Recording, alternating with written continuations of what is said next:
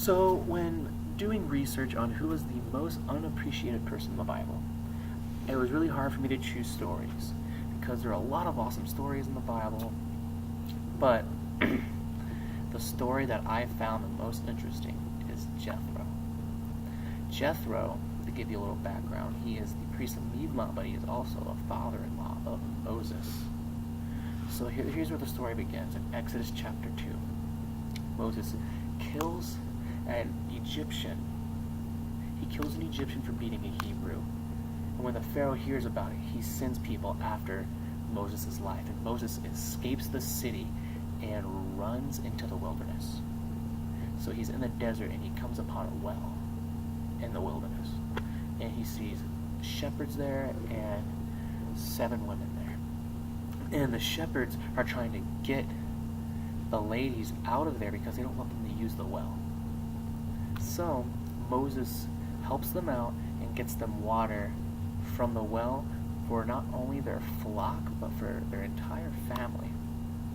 So the ladies go back to their home, to Jethro, and their father sees them and they're like, "Why are you back so early? What happened? You're usually not this quick on doing this part of your chores." And they say, "Father, there was an Egyptian who helped us. He made the shepherds go away, and he drew water from the well for not only our flock but for our entire family." And Jethro literally snaps his fingers and goes, "Where is this man? Why did you leave this man? Bring him here to me so that he may dwell with us. Make him a bed." So Jethro opens up his home to this man that he's only heard of, named Moses, an Egyptian.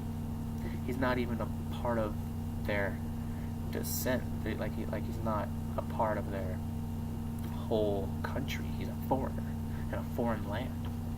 And so, as he opens up his home, Moses lives there for 40 years. But within that 40 years, Jethro has given him a job to be the shepherd of his flock. So he has not only a home, he has an occupation. Jethro also gives him his eldest daughter to marry. So now he has a house, an occupation, and a wife. He has a family. And Moses feels content with his life. But in 40 years, when that 40 years goes by, God calls him to be the deliverer of Israel from the Egyptians. So Moses takes up his family and goes and does that. He goes and does exactly that. And they're delivered from the hand of the Egyptians, from the Red Sea, from the wilderness, and all of these other countries that are trying to attack them. And Jethro hears about it after one of the major battles.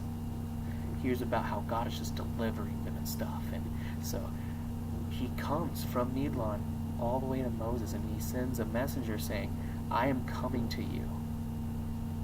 Be ready." So Jethro meets Moses outside of Moses' tent, and they kiss each other, which shows a lot of love and compassion.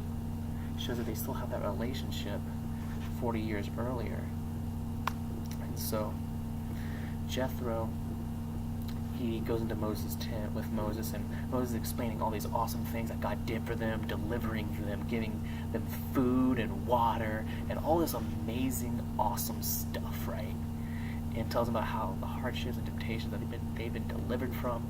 And Jethro literally gets down on his hands and knees and says, "Your God is the living, true God, who is stronger than any other God, who has delivered you from the hand of the Egyptians and from the hand of Pharaoh. Blessed be his name, for he is the true God." And then, in that same exact day, he does a burnt offering unto the Lord. So this is a fine example of how dropping your kingdom and picking up God's kingdom and letting him reign. Because Jethro, to give you a little background, he was the priest of Midian, and in Midian, it was a very pagan culture. It was a pagan religion. Even though that, yes, they were the seed of Abraham, they still had a pagan religion. So for him to say that Jehovah is stronger than any other God, and is the true living God, is putting down his culture for God's culture.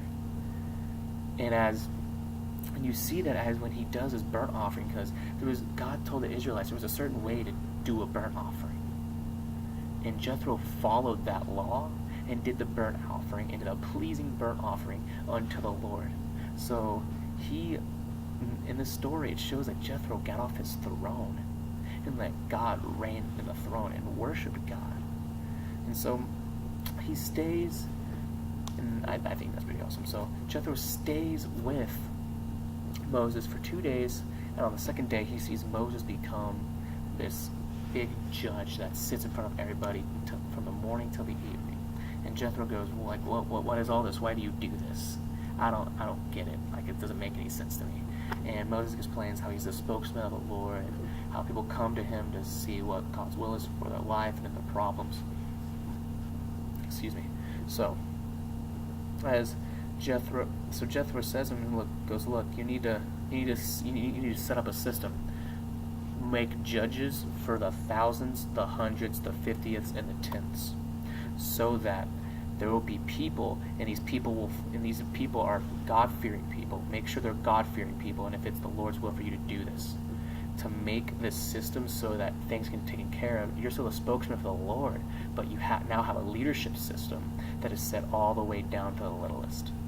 So not only did Jethro give up his kingdom, he made Israel's legal system and leadership system, and that's why I think he is awesome and is one of the most unappreciated people in the Bible.